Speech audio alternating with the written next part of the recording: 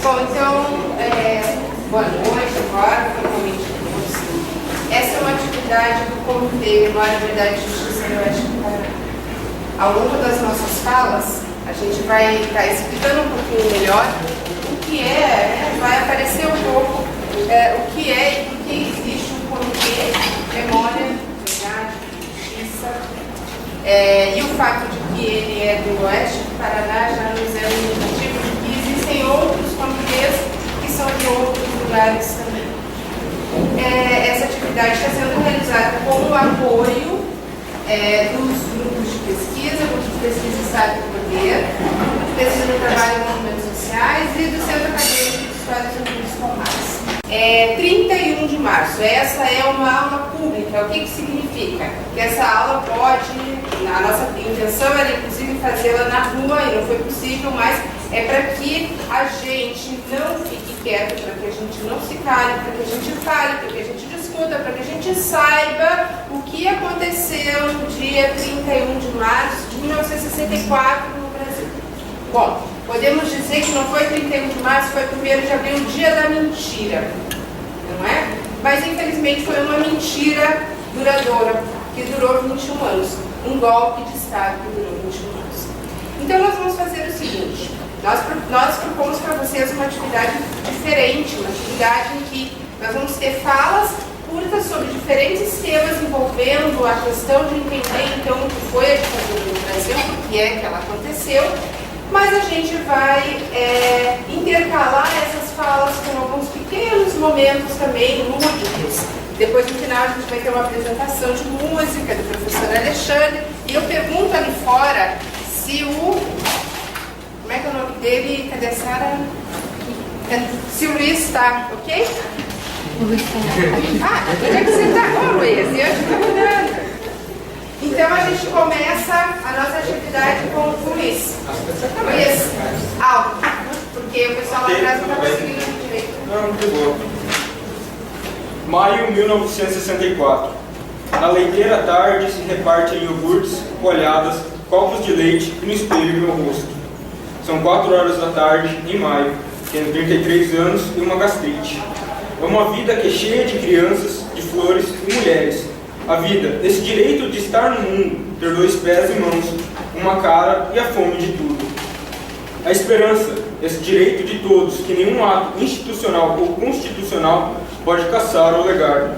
Mas quantos amigos presos, quantos em cárceres escuros, onde a tarde fede a urina e terror. Há muitas famílias sem rumo, esta tarde nos subúrbios de ferro e gás, onde brinca a irremida infância da classe operária. Estou aqui, o espelho não guardará a marca deste rosto.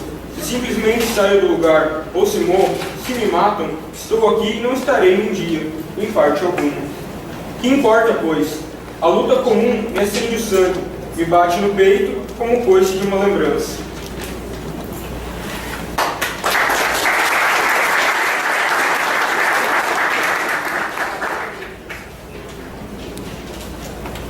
Esse é o poema Maio de 64 de Letra do Mar. Agora o professor Gilberto vai fazer uma fala introdutória para nós sobre o que foi e por que aconteceu o golpe de 64. Pessoal, boa noite. Bom ter tanta gente aqui, uma atividade bastante importante para a gente. Não deixar nunca passar essa data lembrando, acho que isso é um registro importante. Eu vou tentar, num tempo curto, trazer 2 ou 3 elementos de contextualização para a gente pensar em que contexto que se insere o golpe de 64, que questões a gente precisa levar em conta para efetivamente compreender, em termos históricos, o golpe e, consequentemente, a imposição da ditadura. Então, eu partiria de uma questão simples, nem tão simples assim, contra o que, por que, a partir da iniciativa de quem que se efetivou o golpe e, consequentemente, se instalou e se manteve a ditadura. Claro que tem inúmeros desdobramentos disso que num tempo curto é impossível desenvolver. Por exemplo, pensar que grupos, que forças sociais, políticas, que tanto na sociedade quanto na historiografia sustentam cada uma das teses, cada uma das interpretações, cada uma das visões. É claro que numa fala rápida é impossível discutir historiografia, então vou tentar trazer de forma muito genérica alguns elementos. Mas basicamente, simplificando um pouquinho, tem dois caminhos possíveis para pensar, para explicar, para apresentar por que se deu o golpe de 64. Um caminho seria pensar em explicar o golpe a partir de fatores imediatos, explicar ele a partir de incidentes, de opções individuais, conjunturais, de curto prazo, razões como, por exemplo, a suposta fraqueza ou a suposta incompetência do presidente João Goulart, ou a radicalização, colocada de uma forma meio aberta, clara, a radicalização política de todos, como se ele fosse um acidente histórico, como se o golpe fosse algo que não estava sendo construído ao longo do tempo, de um longo tempo, inclusive. Em contraposição, o segundo caminho, o segundo percurso possível para compreender e para explicar o golpe seria buscar razões estruturais, razões históricas, razões de médio e longo prazo que tornem compreensível que para determinados sujeitos, para determinados grupos, para determinados interesses, aquilo se tornava necessário. A ditadura se colocando como uma necessidade, evidentemente, para determinados grupos, determinados interesses. No primeiro percurso, o golpe é pensado na curta duração.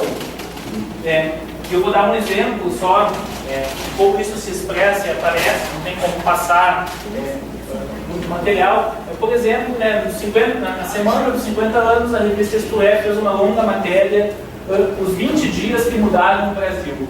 E aí ela faz uma cronologia como se tudo tivesse começado no dia 10, no dia 13 de março, mais especificamente, que foi o dia do comício do João Goulart, na Central do Brasil, e como se em 20 dias tudo tivesse se iniciado, se desenvolvido e se determinado. Depois, na sequência, ela ainda faz uma matéria que chama Todos Queriam um Golpe, mostra que todo mundo era golpista, a direita, a esquerda, o centro, os sindicatos, etc. E só aconteceu que os militares foram, dentre todos os golpistas, os mais rápidos, portanto, eles que deram o golpe. Essa é uma forma de explicar, evidentemente, muito pouco séria, do ponto de vista de uma tentativa de uma explicação historiográfica. Eu vou colocar em contraposição, dentro desse segundo campo, que busca razões de médio e longo prazo, uma hipótese geral de que o golpe foi resultado de uma ampla articulação envolvendo grupos civis e militares, associações da sociedade civil, entidades de classe representativas de diferentes setores e segmentos da burguesia brasileira. O golpe militar, então, não foi fruto do improviso, mas foi sistemática e metodicamente preparado, atendendo interesses de classe e viabilizando a afirmação de uma nova fase do desenvolvimento do capitalismo brasileiro. E aqui a gente tem um nexo de política com economia. O golpe não é apenas política, mas ele é também uma necessidade para uma profunda transformação econômica, uma modificação de estágio, de patamar do capitalismo brasileiro. Em consequência, se torna insuficiente uma crítica superficial à ditadura que fala apenas de excessos. Uma crítica liberal que diz a tortura foi um erro, os mortos não eram necessários, lamentamos que houve censura, mas isso está encerrado, não se fala mais nisso, isso é passado, encerrou-se essa janela, hoje temos democracia, e a democracia que temos não tem nada a ver com a ditadura que tivemos. Isso é evidentemente falho, insustentável, e a gente, buscando elementos de continuidade histórica entre a ditadura e o que a gente tem hoje, fica fácil perceber o quanto isso é falho. É necessário, do meu ponto de vista, e do ponto de vista de forma mais ampla dos movimentos pelos direitos humanos, dos movimentos de luta e de denúncia em relação a esses processos, uma perspectiva de totalidade, uma perspectiva que compreenda a ditadura de forma ampla e que não dissocie, que articule os elementos políticos, econômicos, sociais e culturais como parte de um mesmo processo interligados. Fica muito fácil falar da tortura, fácil não, mas é mais fácil falar da tortura e da repressão pensando apenas nos militares do que estabelecer os nexos disso com a imprensa, do que estabelecer os nexos disso com as construtoras, com as empreiteiras, com os grandes grupos econômicos que sustentavam e ganhavam com isso. Então, isso significa tentar ir além do elemento político imediato, e da questão mais específica, dos direitos humanos, entendido apenas como as violações individuais, e pensar de forma mais ampla como se constitui isso. Isso nos coloca uma questão inevitável. O que estava em causa, o que estava em crise em 64, o que estava em causa em 64, porque era necessário, entre aspas, ou sem aspas, para determinados setores dar um golpe e estabelecer uma ditadura. Estava em crise um modelo de desenvolvimento, que se costuma chamar de modelo nacional desenvolvimentista, um modelo centrado no mercado interno, cercado de uma determinada forma de determinadas relações econômicas, de uma industrialização nacional, de uma certa autonomia nacional e de uma certa partilha do produto, do desenvolvimento, do crescimento econômico. Se a gente pegar as vésperas de 74, o salário mínimo, ele tinha patamares muito superior aos que vai ter depois. Por quê? Porque o trabalhador que recebia um salário mínimo era o mesmo que consumia, que comprava os produtos de uma industrialização de roupas, calçados, móveis, de uma industrialização de bens de consumo rápido, uma industrialização massiva que precisava também de um mercado de consumo massivo.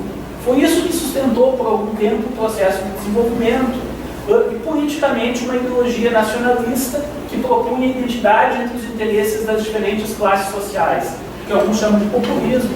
Significa dar algum tipo de ganhos para a classe trabalhadora, dar algum tipo de vantagens para os setores médios e criar uma ideologia, somos todos brasileiros, o interesse nacional em oposição aos interesses externos e não há conflito de classe interna. Qual é o problema? Qual foi o problema que em 64 se colocou de forma aguda? Que isso só se sustenta enquanto há um ritmo de crescimento econômico, porque se há estagnação, se há crise, há menos margem de manobra, há menos produto a ser dividido entre aspas, e, portanto, os setores dominantes vão cada vez menos aceitar qualquer tipo de partilha com as classes trabalhadoras, com os setores intermediários, mas, sobretudo, com as classes trabalhadoras. Então, a razão principal foi que a manutenção desse modelo necessitava de altos índices de desenvolvimento econômico, e essa industrialização, uma industrialização de bens intensivos em trabalho, mas de pouco volume de investimento de capital, ela tinha se esgotado. Só era possível dar um salto adiante do ponto de vista de desenvolvimento capitalista, passando para outro estágio de industrialização de automóveis, de bens de consumo duráveis, de maquinário, que se chama de bens de capital, e para isso só seria possível um grau de investimento externo que tiraria o controle nacional da economia. Só que esses investidores externos só viriam da forma que a grande burguesia brasileira esperava se tivesse uma série de garantias. Que garantias? Uma radical redução do patamar de salários, para que aumentasse a taxa de exploração, e o controle, ainda que militar, mas o ferrenho controle sobre a classe trabalhadora. Isso não era mais possível ser feito em democracia por conta de uma série de avanços progressivos, longos, lentos, difíceis, contraditórios, que entre 45 e 64, mesmo no contexto de uma democracia muito limitada, onde o direito de greve não era reconhecido, onde os sindicatos estavam vinculados ao Ministério do Trabalho, mas ainda assim um processo lento de amadurecimento, de avanço da consciência e da organização política, impedia que, sem uma repressão brutal, houvesse essa redução do patamar de salário, houvesse essa concentração radical de renda que era necessário para mudar o paradigma, para mudar o modelo de desenvolvimento. Há uma dimensão social importante da crise que tem a ver com esses processos. Os trabalhadores amadurecem sua consciência política, se mobilizam, se sindicalizam, radicalizam a sua ação política. E, sobretudo, os trabalhadores do campo, os camponeses, que estavam radicalmente excluídos desse modelo, que esse modelo dava direitos sociais para os trabalhadores urbanos, mas não para os trabalhadores rurais, começam a se organizar, constituir sindicatos rurais, constituir ligas camponesas, demandar e exigir reforma agrária. E aí, com a própria burguesia agrária, o próprio latifúndio aceitava esse modelo desde que as concessões ficassem apenas na cidade e não chegassem no campo. Então, há uma mobilização de trabalhadores urbanos, há uma mobilização inédita na sua radicalização, na sua dimensão de trabalhadores rurais, e há uma radicalização política, uma emergência política de setores médios, sobretudo no movimento estudantil, que passa a produzir culturalmente uma série de interpretações e visões sobre o país. Quais eram, estou quase encerrando, 5 minutos, dentro do que a gente combinou de falas rápidas, quais eram as alternativas que se colocavam para superar essa crise? A primeira delas, em tese, teoricamente, seria promover uma ampla reforma agrária e estender os direitos sociais ao campo. Isso permitiria incorporar 5 milhões de trabalhadores a mais no mercado de consumo, portanto, permitiria dar um novo fôlego, um novo impulso ao desenvolvimento do capitalismo brasileiro, criar o que se chamava na época de uma espécie de capitalismo popular. Seria complementada pelas reformas de base, o reforço do setor público estratégico, controle sobre remessa de lucro, o fortalecimento do ensino público, investimentos em pesquisa, uma série, né, de elementos que se colocavam, que se discutiam e que são as chamadas reformas de base, né, que se falava no início dos anos 60. A outra alternativa, em contraposição, que é que se concretiza com o golpe de Estado, seria efetivar a passagem a uma nova fase de industrialização centrada na produção de bens de consumo durável, bens de alto investimento de capitais, uma outra característica diferente da industrialização que se tinha até então, o que implicava em 3 coisas. Primeiro, uma associação subordinada ao capital externo. Segundo, a radical diminuição dos níveis de salário e dos direitos dos trabalhadores.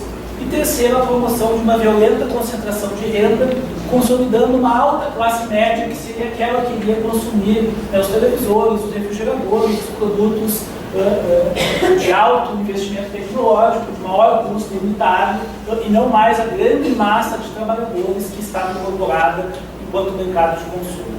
Há uma questão fundamental aqui, e é basicamente essa que eu queria chamar a atenção. Não era possível impor as profundas transformações econômicas de que necessitava o capitalismo brasileiro dentro da ordem política vigente até então. Isso só se mostrava viável junto a uma implacável repressão. Portanto, daí a gente tira o protagonismo dos militares, visto como elemento isolado, e vê como interesse da grande burguesia brasileira, dos diferentes grupos, das diferentes associações e entidades comandadas por ela, como agente político, né, disseminador da perspectiva e da construção do golpe. Por que a primeira opção não era viável? Basicamente porque 2 processos aterrorizavam a classe dominante: a radicalização e conscientização política dos trabalhadores urbanos e a inteligência política dos trabalhadores rurais e a defesa de uma reforma agrária. Isso dentro da dinâmica, dentro da lógica excludente, autoritária, elitista, que permanece até hoje. É muito fácil a gente citar milhões de exemplos recentes que marcam o capitalismo brasileiro. Isso era visto como inaceitável, e milhões de coisas que nada tinham a ver com comunismo eram vistas como sendo comunismo, exatamente como se vê até hoje. João Goulart, o presidente João Jango, expressava de forma muito tímida e limitada a tentativa de encaminhar algumas dessas reformas que apontavam para a perspectiva da primeira opção, de uma ampliação do mercado interno, de manter alguns direitos, de tentar manter um patamar salarial, mas de forma muito tímida, porque ele estava muito, muito, muito longe de ser um revolucionário. Só era visto, percebido assim, pelos setores mais reacionários.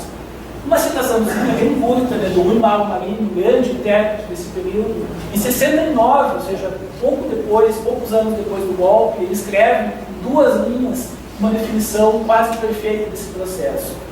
Ele disse: a burguesia brasileira finalmente aceitou o papel de sócio menor na sua aliança com os capitais estrangeiros e decidiu intensificar a capitalização rebaixando ainda mais o nível de vida popular e promovendo uma radical concentração de renda.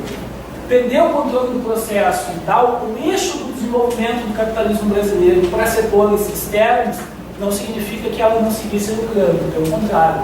No contexto da ditadura, com toda a corrupção, com toda a dinâmica que a ditadura instala, ela vai lucrar mais do que nunca. Mas ela vai lucrar mais do que nunca dentro de uma dinâmica, dentro de um formato de desenvolvimento capitalista que é diferente.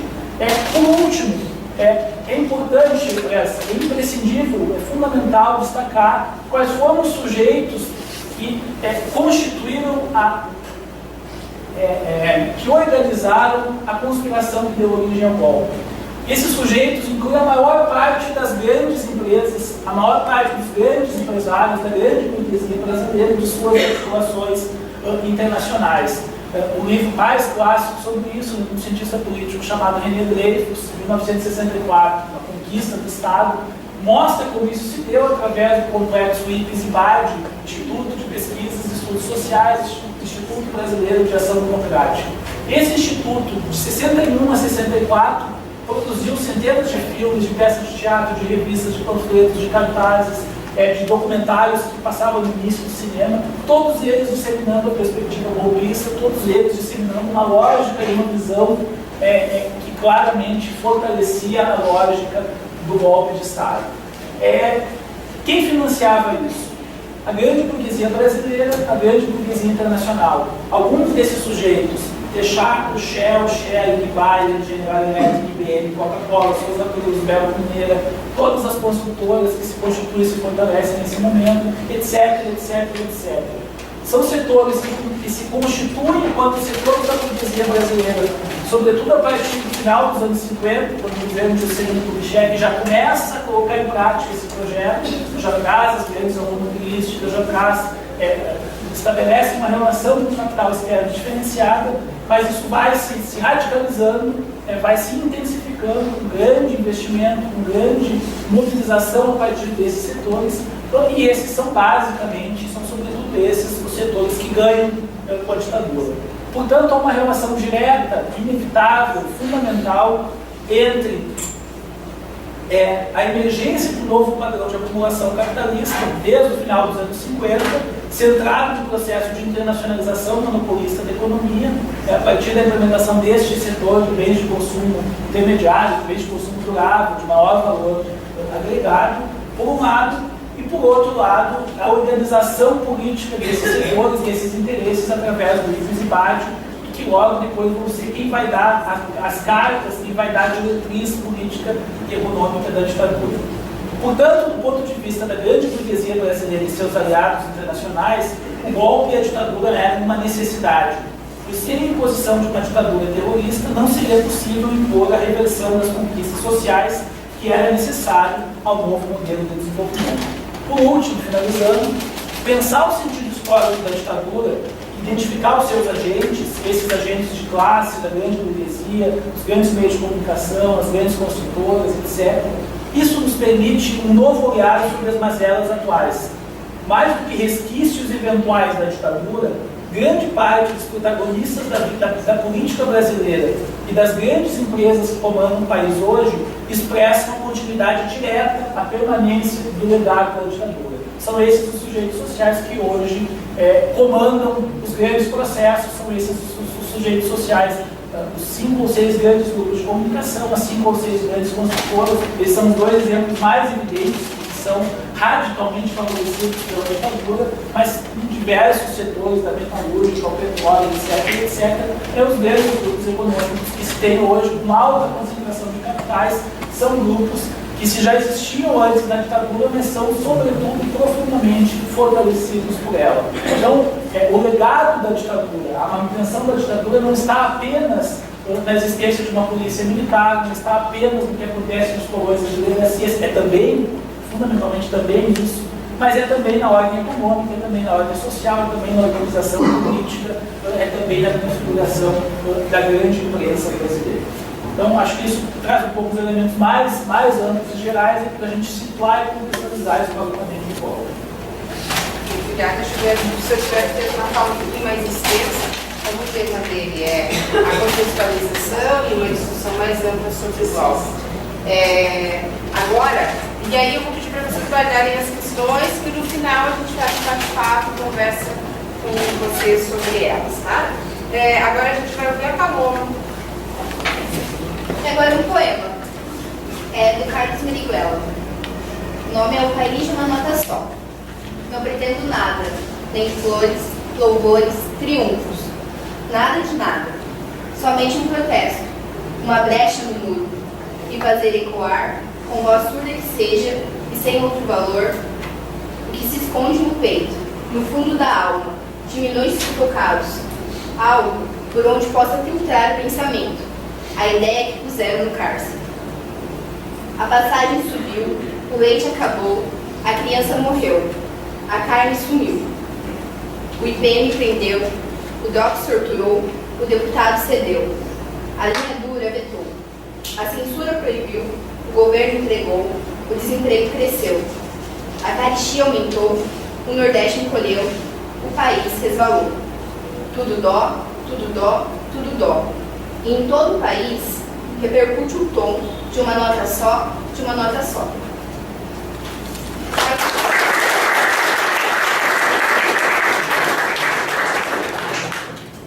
Carlos Marighella foi um dos maiores revolucionários que esse país já teve.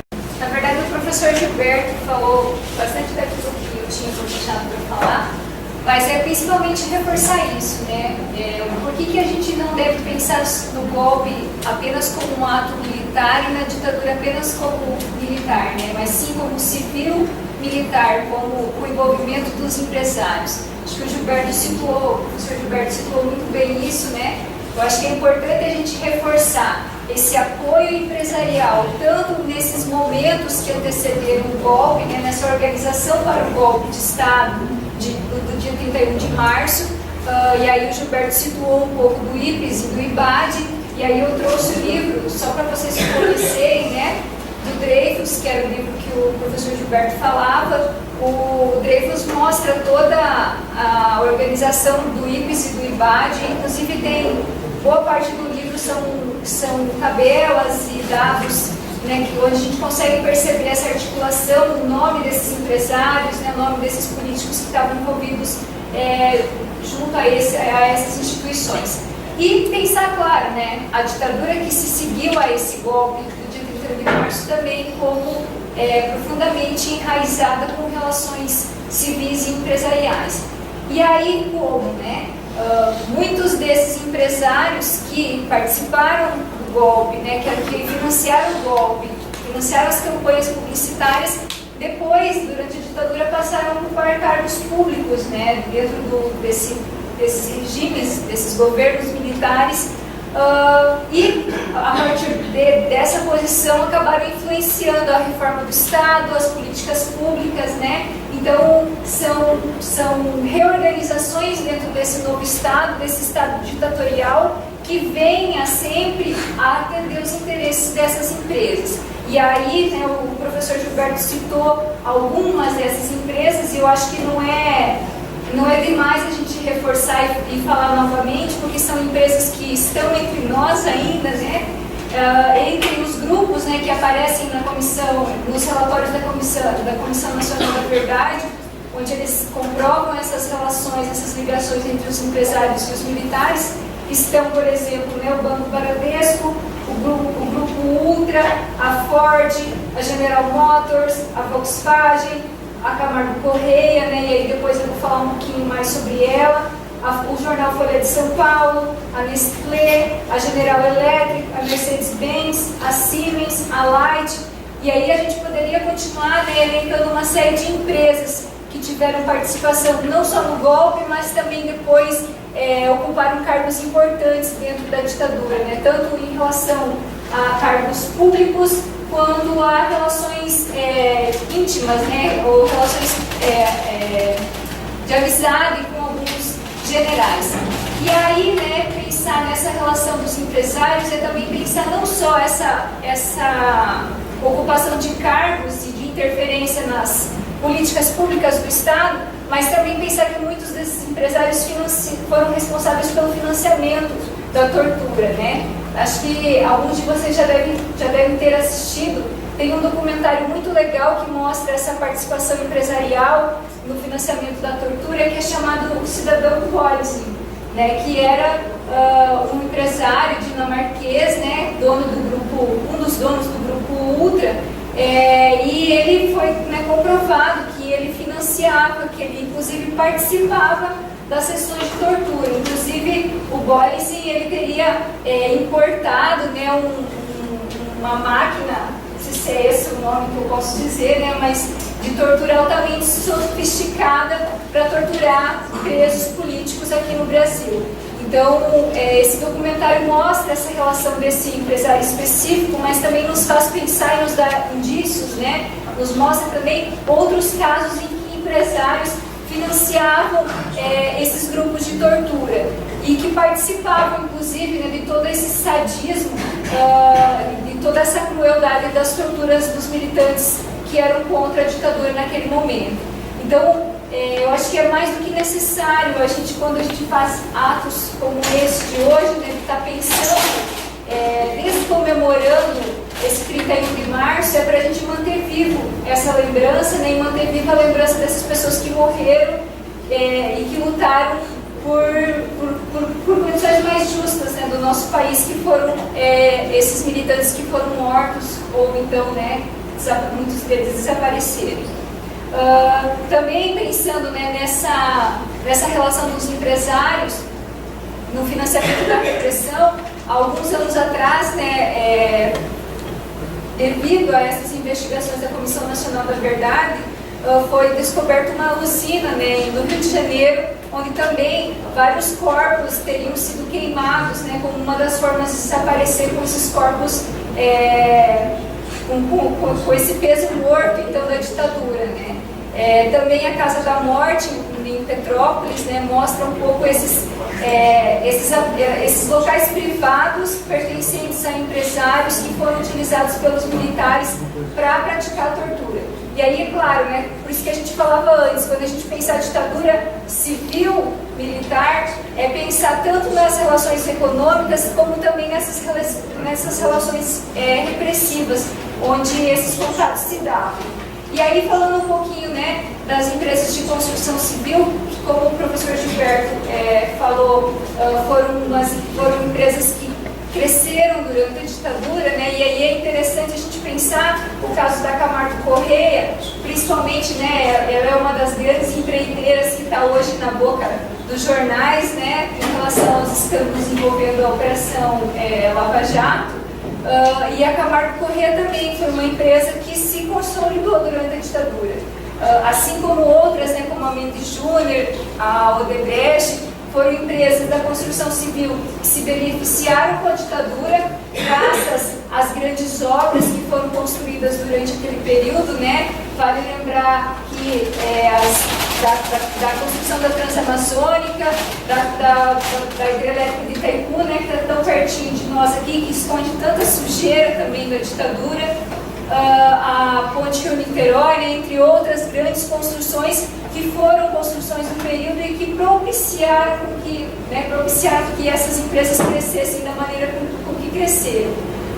As ligações se dão, então, nesse sentido, no sentido das políticas públicas da ditadura, né, que vinham a beneficiar diretamente essas empresas, principalmente quando a gente pensa na reserva de mercado, né, foi criada uma lei durante a ditadura que impedia que empresas estrangeiras de construção civil viessem a concorrer nas licitações de construção de obras públicas, então beneficiando diretamente as empresas nacionais, o incentivo fiscal, diversos empreiteiros, né, diversos donos de empresas da construção civil tinham cargos públicos, alguns deles inclusive atuando em empresas estatais, como por exemplo a Petrobras.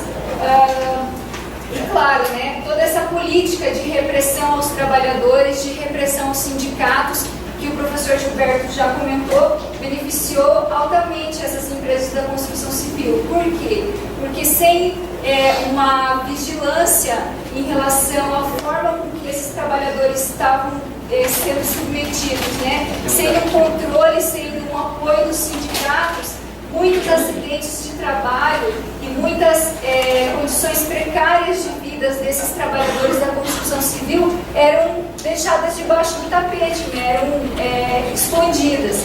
E só para vocês terem uma noção, calcula-se que na década de 70, cerca de, em média, né, 5.000 mortes por ano de trabalhadores da construção civil. E não vou dizer 100%, né, mas eu acredito que pelo menos 85% dessas mortes acabaram ficando impunes. Então, são formas que sim beneficiaram as empresas de construção civil naquele momento, já que, como não havia essa vigilância, como não havia esse controle em relação a esses trabalhadores, essas empresas podiam, né, tê-los da forma que bem entendesse, sem ter punição nenhuma. E claro, né, dentro daquelas relações que eu falava antes, do envolvimento de empresários diretamente na repressão, o Sebastião Camargo, que é o dono, né, era o dono da Camargo Correia, ele foi um dos financiadores da Operação Bandeirantes, né, uma das grandes organizações de tortura, né, de prisão e de repressão a militantes políticos naquele momento. Inclusive o Sebastião Camargo, durante muito tempo, ele estava na lista dos grupos de luta armada como um dos procurados, né, para justiçamento, tendo em vista o fato de que ele não só participou desse processo de articulação para o golpe, como também estava nas listas dos financiadores dos grupos de tortura e dos instrumentos de tortura. Então, o que eu tinha trazido para falar era isso, né, fazer uma explicação bem geral, e acho que a professora Selma vai continuar falando nesse